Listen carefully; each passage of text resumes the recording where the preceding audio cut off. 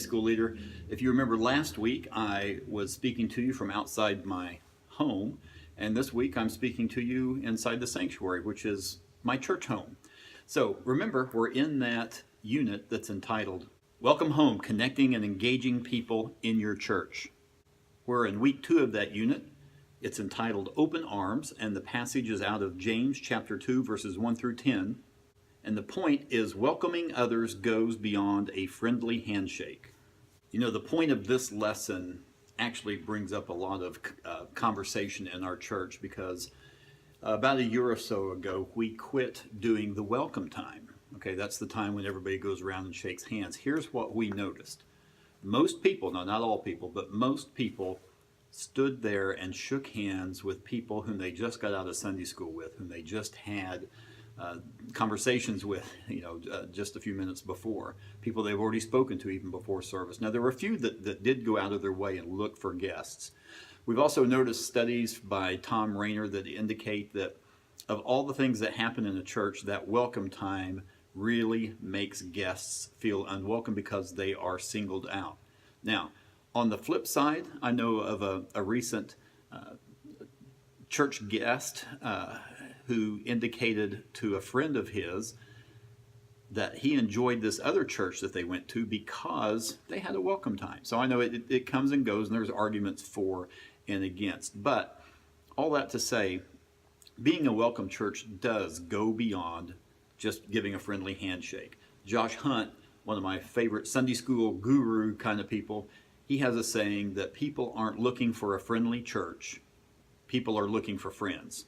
So just because a person comes in the sanctuary and you give them a handshake and you're all nice to them, that's fine, but that's kind of superficial. What people are really looking for are friends, ways that they can connect with other people and connect with your church. So remember that, regardless if you do a welcome time or not.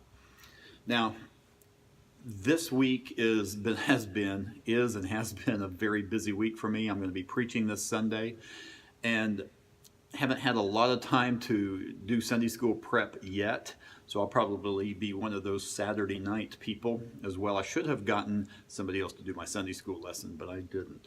So anyway, here's what I want to convey to you as you think about this week's lesson.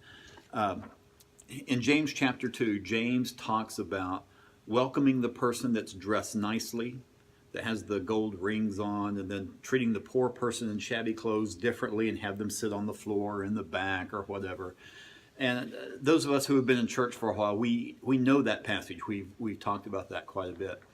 But I want to read to you a letter. This is basically all I'm going to share with you today, but it may spark something in your imagination. It may be something that your class brings up, and you might be ready to talk about it. When it talks about people in nice clothes and shabby clothes, back at my former church, this was in 2004, I received a letter, or actually a note on the back of an envelope. Those are always the best kind to get.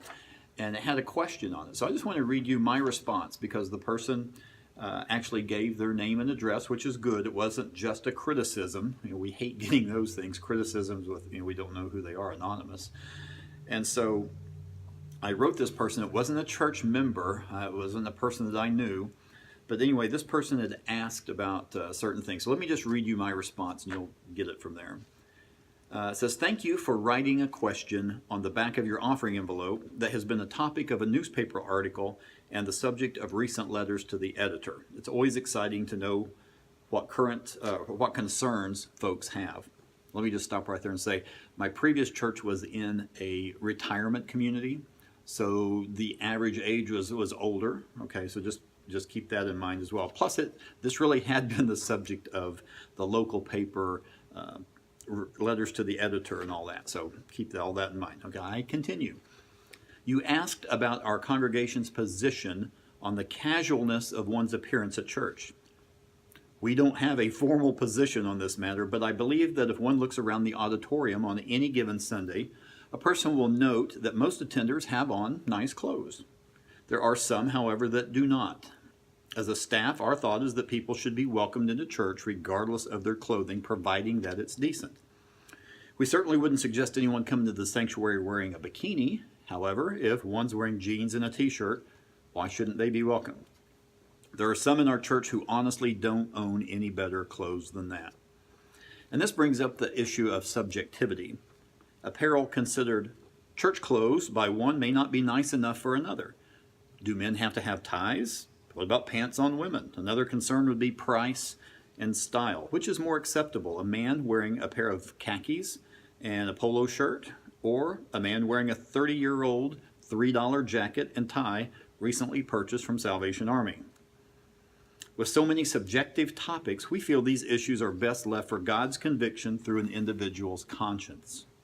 Thank you again for writing down your question. I hope this has answered it. If you'd like to discuss this further, or if I can help you with anything else, please come by the church office or call me. Thanks.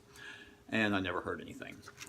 So anyway, that's just, as I was reading through the James passage, this issue came to mind. How do we treat people that look different, smell different, dress differently than we do? It's true that the principle around churches usually is that like attracts like. And so you're basically going to have white churches, black churches, that kind of thing. But that shouldn't be a hindrance. That shouldn't be, like in our church, we're probably 98% Caucasian, okay? Anybody wants to come in, that's fine. It's just that usually people are attracted to other people who are kind of like them in a socioeconomic level, racial level, whatever. So not to make excuses for that, but just to say that a lot of times the segregation that we see at 11 o'clock on Sunday morning is more at the individual's choice and not the church's choice. Now, I know there are still churches, there are still a lot of church people who are very prejudiced, and that should not be the case, whether that's racial or socioeconomic or whatever that prejudice is. We're to welcome all people into the church, and that's the title of our lesson, isn't it? Open Arms. Open Arms.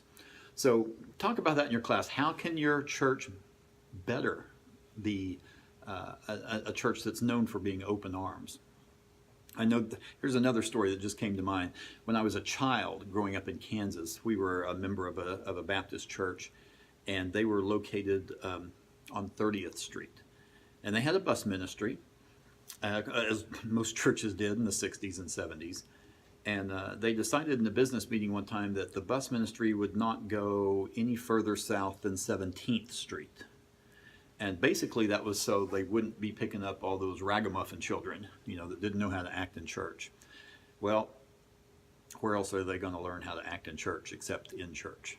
So anyway, we weren't there too much longer at that elitist church. We went to where us ragamuffins felt welcome. Anyway, just some thoughts for you. I hope you have a great lesson. James is one of my favorite books, not just because it's my legal name, but it's a very practical book, and it steps on our toes every time we read it, doesn't it? So pray for your class. Hope you have a great, great Sunday school lesson.